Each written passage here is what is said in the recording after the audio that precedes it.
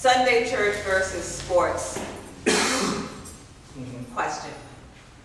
Thanks, Debbie. And I also want to applaud the men of St. Paul and the St. Andrew's Brotherhood of St. Andrew for pulling this together. I drew my statistics and information for today from a book by David Murrow, M-U-R-R-O-W. The name of the book is Why Do Men Hate Church?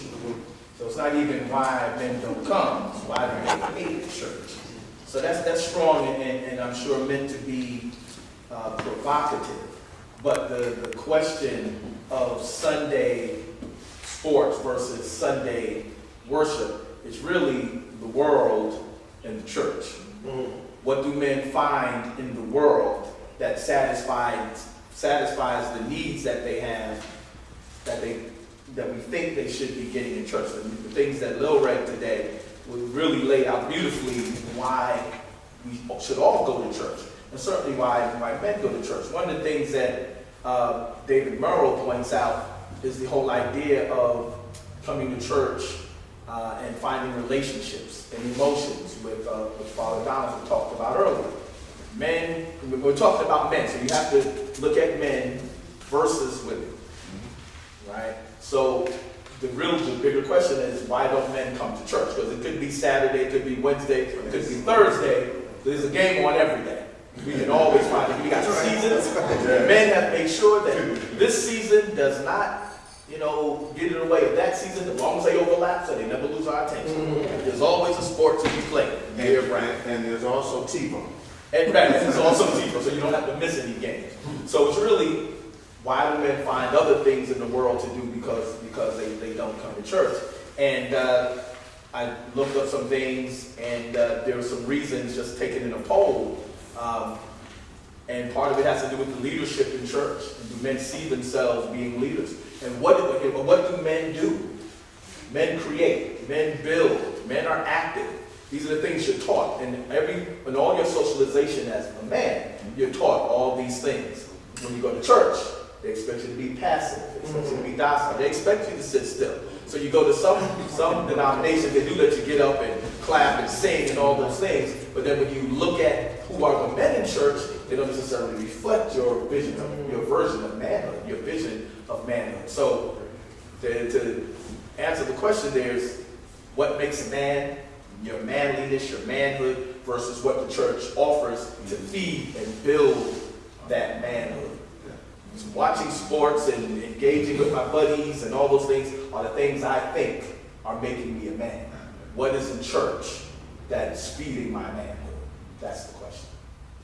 What precipitated to reverse now? Yeah. Where it seems as though the women are the leaders and the men are not. Just. That's what she's asking. Yeah. What precipitated the reverse? We're reversed on. Where do you think we fell off with? I don't think it's changed at all. I think when Jesus was walking planet Earth and those 12 knuckleheads was following him, you got to understand the multitude of women who supported the church then. Yeah. You looked at 12 men, but you didn't see the multitude of women behind the scenes from village to village who supported the church. And remember, while they was hiding out, it was the women who still was right there to the end, to the cross, and even to the resurrection. It was the women who went and told the men that he had risen. So that hasn't changed. Women have always supported, I use the word support instead of lead. But if you want to use that, okay, women have always led. It was a woman who went and preached the first resurrection gospel, led the men to do that. It was a woman who went and evangelized the first city, the woman at the well, not the men. They were out looking for something to eat. So the women have always done that. That's not a reversal, I don't think. The women have always done that. You just have not been recognized for doing that. I absolutely think, in fact, I don't know, certainly in Jamaica, when I was growing up, it weren't the men who were leading. I mean, the women were the ones who were certainly the brains behind the operation. But I mean, but you're always in front. well, but not really. I mean, in the little parish that I grew up in, the men, in fact, all the men did were take a collection. the women were the ones who were leading. So I don't know that there has been a reversal. What I think is, at what stage did we lose the man? The dearth of men in the Roman Catholic Church is killing the Roman Catholic Church. They don't have enough priests. There aren't enough men becoming priests. And if you're in a congregation that's predominantly African American, your priest is more than likely going to be African or from the Caribbean. So whatever the factors are that have kept men away from church or drive men away from church, they run across the board. In my church, the women run the church. And most men don't have the knowledge and information of the early church and understanding of the early church and the roles that the men played versus the roles that the women played. They only know the church they grew up in and the church they attend, if they attend. And when you attend your church, you find women in leadership positions.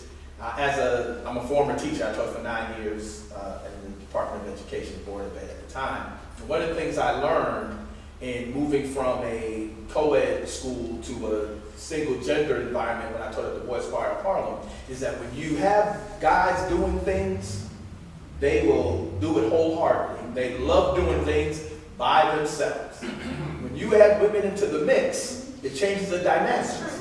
Now, boys have to share, men have to share. And I don't know that we ever really let go of our boyhood, even after we reach manhood. But sometimes sharing isn't something that we want to do.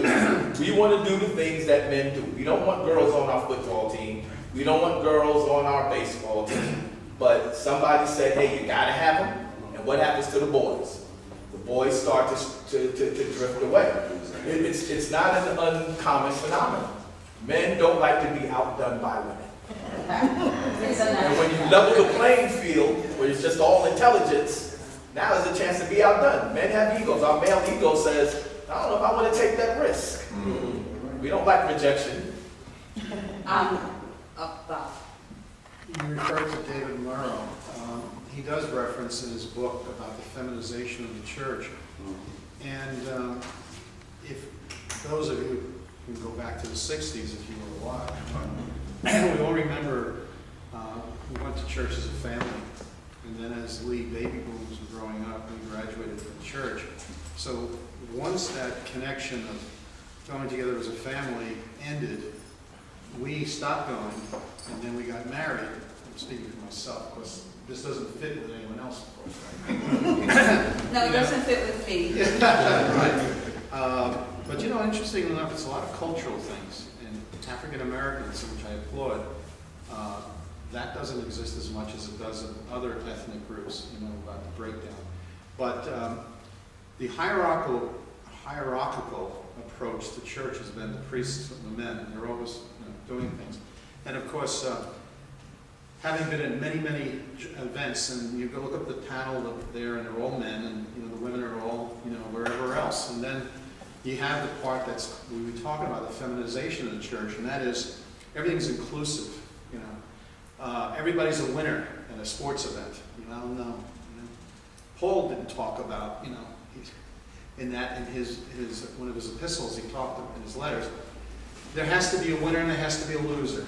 And when men are told, like you're doing it when you're running a race, everybody finishes, you're a winner. Well, no, there's somebody who finished first. We got to focus on it. So what we have in the church today, this is just my observation. Men come to church and they look around and they see very few men. And the ones they see are standing like this. Well, that doesn't leave a good image. And then, having given a number of workshops at events, people question me and say, well, why aren't the men involved? And I said, because all you have to do is ask them to fix things. The light bulb needs replacing, the lawn, whatever. I get invited to events where I'm a guest speaker, and I said, okay, what are the men going to do afterwards? Oh, well, they're going to be doing work around the church. So the men are encouraged to meet, to give them a little bit of spirituality, and then they give them tasks to do. And then after a while, the men think, I only go to church, and eventually I'm going to run out of patience and time, because all I have to do is fix things. There's no spirituality, or very little. The men are very proud because they don't want to admit what we don't know. Now, you know that. You know men who don't like asking directions. Right? We know the way, even though we get lost. That's why there's GPS now for our cars. And I have GPS and I plug in, it's a woman's voice. So when I get it, You can change that, Mom. and I get told and instructed by women what to do. But think about the term about inclusive. And that's where men have, a little trouble there.